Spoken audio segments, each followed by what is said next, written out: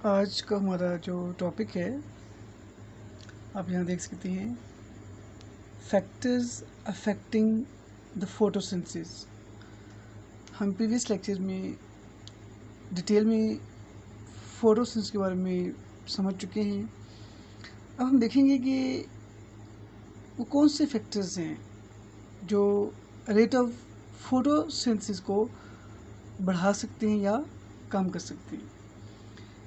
अब ये जो फोटोसिंथेसिस का प्रोसेस है जो प्लांट्स में होता है, लीव्स के अंदर, मेसोफिल सेल में, इसका मतलब है इस पर इंटरनल फैक्टर्स भी इफ़ेक्ट करते हैं और एक्सटर्नल भी इफ़ेक्ट करते हैं। ठीक है, तो देखिएगा external and internal factors. Okay, हम बात करेंगे एक्सटर्नल फैक्टर्स की। इसमें बहुत से फैक्टर्स हैं, हम बात करेंगे। लाइट है, कार्बन डाइऑक्साइड है, टेम्परेचर है, ठीक है, वाटर, ऑक्सीजन, लीफ एनाटॉमी। यहाँ तक तो हम इसको as a external factor consider करेंगे। और नेक्स्ट जो है क्लोरोफिल कंटेंट और जो प्रोटोप्लाज्मिक फैक्टर्स है, जो सेल के अंदर के कंटेंट्स हैं, इसको हम लेंगे एज इंटरनल फैक्टर्स। तो आज कोशिश करेंगे कि मैक्सिमम फैक्टर्स हो जाएं, क्योंकि इसकी काफ़ी डिटेल है। तो फर्स्ट जो फैक्टर है डेट इज़ लाइट। अब आप लोगों को नॉलेज है कि light is very important factor. अब दो तरह के फैक्टर्स होते हैं, लिमिटिंग फैक्टर एंड अनलिमिटिंग फैक्टर। तो light is not limiting factor. Light जो है वेरी इंपॉर्टेंट, लाइट बहुत ज़रूरी है फोटोसिंथेसिस के लिए। और जो लाइट सनलाइट से जो डिफरेंट वेवलेंथ आती हैं, उसमें प्रीवियस लेक्चर में बात कर चुके हैं। ये विजिबल स्पेक्ट्रम है, वो 382 से 150 की रेंज में है। और इसी रेंज में से फिर violet, blue, green, yellow, orange, red की हमने बात की थी। इसमें से जो प्लांट से ग्रीन को रिफ्लेक्ट करते हैं और ट्रांसमिट करते हैं, जबकि ब्लू और रेड जो है वो रेट ऑफ फोटोसिंथेसिस में अपना रोल प्ले करते हैं। अब दो चीज़ें हैं, लाइट क्वालिटी भी बड़ी इम्पॉर्टेंट है और लाइट इंटेंसिटी भी। लाइट क्वालिटी से मुराद ये है कि कैसा डे है, सनी डे है या क्लाउडी है। क्लाउडी डे होगा तो फोटोसिंथेसिस में फ़र्क पड़ेगा, शाइनी डे होगा तो डेफिनेटली रेट ऑफ फोटोसिंथेसिस भी अफेक्ट होगा। अभी तो लाइट क्वालिटी होगी, that's very important factor. Light intensity क्या है? अब लाइट इंटेंसिटी भी है कि लाइट इंटेंसिटी कम होगी। वैसे तो जो फोटोसिंथेसिस है, लो लाइट इंटेंसिटी पर इसका प्रोसेस स्टार्ट होता है, और जैसे जैसे लाइट इंटेंसिटी ज़्यादा होती है तो रेट ऑफ फोटोसिंथेसिस बढ़ता है। लेकिन एक टाइम आता है जब बहुत लाइट इंटेंसिटी बढ़ जाती है तो टेम्परेचर बढ़ जाता है। जब टेम्परेचर बढ़ जाएगा तो फिर क्या होगा, ये प्रोसेस है वो स्लो डाउन हो सकता है। अब यहाँ देखिएगा, जो लाइट एब्जॉर्ब होती है 0.5 से 1.5% लाइट जो है वो एब्जॉर्ब हो रही है। वैसे पता होना चाहिए जितनी भी सूरज से रोशनी आती है वो सारी यहाँ तक नहीं पहुँचती, और सिर्फ प्लांट्स 1% हार्डली जो है वो एब्जॉर्ब करते हैं। जी, अब हम देखते हैं, ये तो लाइट की बात हो गई, लाइट की वजह से टेम्परेचर बनता है। ठीक है, सारा हमने सारी बात कर ली। अब हम बात करेंगे कार्बन डाइऑक्साइड। तो देखिए, आप लोगों को नॉलेज है कि कार्बन डाइऑक्साइड जो है हमारे एटमॉस्फेयर में बहुत कम होती है, 0.03 से 0.04% है। इसलिए इसको हम एज अ लिमिटिंग फैक्टर समझेंगे। अब देखिएगा, जब लाइट इंटेंसिटी बढ़ेगी तो इसका मतलब है फोटोसिंथेसिस बढ़ेगा। ठीक है, अब जब बहुत ज़्यादा कार्बन डाइऑक्साइड एब्जॉर्ब हो जाएगी तो डेफिनेटली रेट ऑफ फोटोसिंथेसिस बढ़ जाएगा।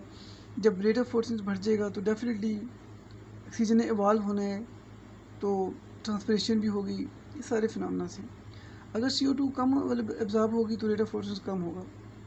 बहुत सिंपल सा कंसेप्ट है ये कार्बन डाइऑक्साइड के बारे में। अब बहुत इंपॉर्टेंट फैक्टर है टेम्परेचर। लाइट की वजह से टेम्परेचर बनता है। अब टेम्परेचर क्या है? टेम्परेचर में हम डिटेल में बात करते हैं।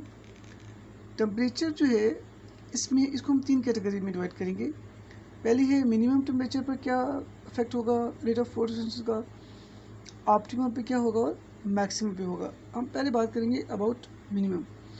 देखिए, जो मिनिमम टेम्परेचर है, ठीक है, जिस पे रेट ऑफ फोटोसिंथेसिस स्टार्ट होता है, बहुत से प्लांट्स के लिए, लाइकेंस और बाकी जो प्लांट्स और जो लाइकेंस हैं, इनके लिए 20 डिग्री जो है मिनिमम है।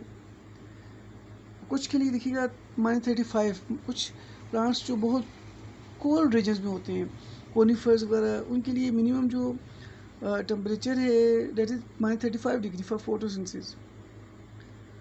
और अगर बात करें हम जो ट्रॉपिकल प्लांट्स हैं, ट्रॉपिकल का पता होना चाहिए, ट्रॉपिकल प्लांट्स जो वहाँ यहाँ बहुत ज़्यादा बारिशें होती हैं और काफ़ी शिदत का जो है मौसम होता है, बहुत गर्मी बहुत सर्दी होती है। तो यहाँ पे 5 डिग्री, हार्डली 5 डिग्री से इसकी जो है शुरू होती है ट्रॉपिकल जो है वो ट्रॉपिक प्लांट्स में, ठीक है, क्योंकि टेम्परेचर का ज़्यादा होगा तब जाके इसका रेट ऑफ फोटोसिंथेसिस बढ़ेगा। अब जो प्लांट्स के लिए जनरली मैक्सिमम प्लांट्स के लिए जो रेट ऑफ फोटोसिंथेसिस है वो ऑप्टिमम जो टेम्परेचर है वो 25 डिग्री से 35 डिग्री तक होता है। अब यहाँ पे देखिएगा मिनिमम की हमने बात की, ऑप्टिमम क्या है। अब ऑप्टिमम टेम्परेचर वो टेम्परेचर होता है, ठीक है, जिस पर मैक्सिमम रेट ऑफ फोटोसिंथेसिस होगा।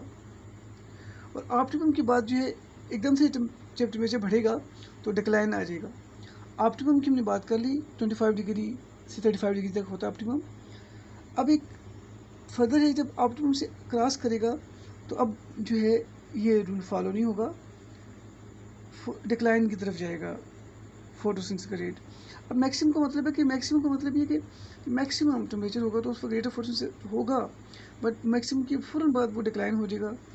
अब एक यहाँ पे देखिएगा, पहले हम बात करेंगे एक लॉ है, ठीक है, वेंट होफ्स लॉ।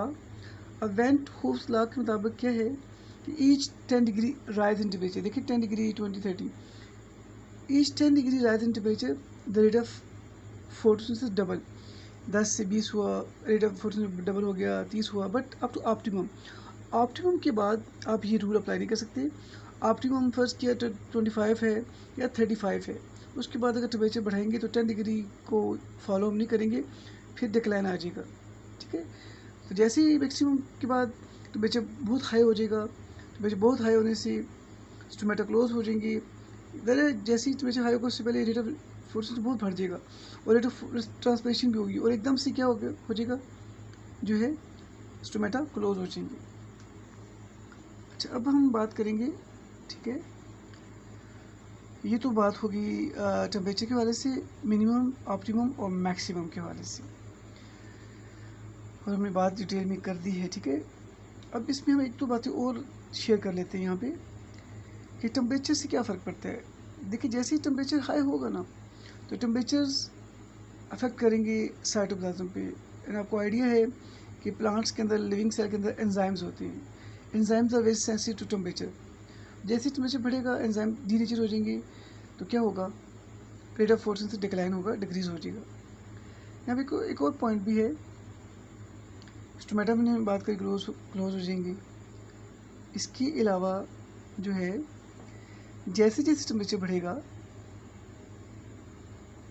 डेफिनेटली क्या होगा, आपको एक पता है इस बात का कि प्लांट्स के अंदर एंजाइम होता है बिस्को एंजाइम। जैसे टेम्परेचर हाई होगा डेफिनेटली इसका मतलब टेम्परेचर हाई उससे पहले रेट ऑफ फोटोसिंथेसिस बहुत ज़्यादा था, तो CO2 लेवल जो है वो अब CO2 से ज़्यादा सारी जो थी वो यूज़ हो चुकी है। अब CO2 यूज़ हो चुकी है, CO2 की डेफिशिएंसी हो गई है और हाई टेम्परेचर पर, ठीक है, मैक्सिमम हाई टेम्परेचर पर क्या होगा, ठीक है, ऑक्सीजन का लेवल बढ़ जाएगा, क्योंकि वो जो फोटोसिंथेसिस हुई थी उसके रिजल्ट में ऑक्सीजन बहुत ज़्यादा बन गई। तो जब बहुत ऑक्सीजन बनेगी तो प्रोसेस यहाँ पे शुरू हो जाएगा फोटो रेस्पिरेशन का। और ये फोटो रेस्पिरेशन का जो टॉपिक है इसमें क्या होता है, in the presence of oxygen, okay, oxygen की प्रेजेंस में फोटो रेस्पिरेशन होती है। उसमें जब ये प्रोसेस हो रहा होता है फोटो रेस्पिरेशन का, उस वक्त 25% जो है फोटोसिंथेसिस रेट कम हो जाता है, इसलिए हाई टेम्परेचर पे फोटोसिंथेसिस रेट कम हो जाता है। अब हम बात करेंगे लास्ट फैक्टर पे, यहाँ तक हम आज बात करेंगे, ठीक है। वाटर बहुत इंपॉर्टेंट है, ठीक है। लेस देन 1% वाटर जो है वो स्टोर होता है प्लांट में, मेटाबॉलिज्म में इस्तेमाल होता है, और ये भी लिमिटिंग फैक्टर है, ओके। आइडिया हो गया इस बात का। बाकी फैक्टर देखिएगा, ऑक्सीजन, ये लीफ एनाटमी, क्लोरोफिल कंटेंट, ठीक है, और प्रोटोप्लाज्मिक फैक्टर इस पर हम बाद में प्रीवियस में तो हमने काफ़ी ये सारे इससे पहले बात कर चुके हैं, नेक्स्ट लेक्चर में बात करेंगे। अब वाटर क्या है, water is the raw material, water बहुत ज़रूरी है, रॉ मटेरियल है, वाटर जो है वो फोटोसिंथेसिस का रॉ मटेरियल है, ठीक है। और वाटर ज़्यादा होगा तो ज़्यादा वाटर अवेलेबिलिटी से ज़्यादा फोर्सेस होगा।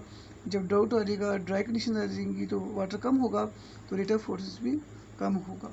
ओके, आज के इतने काफ़ी है। God bless you, take care. बाकी फिर हम नेक्स्ट लेक्चर में देखेंगे। Okay, take care.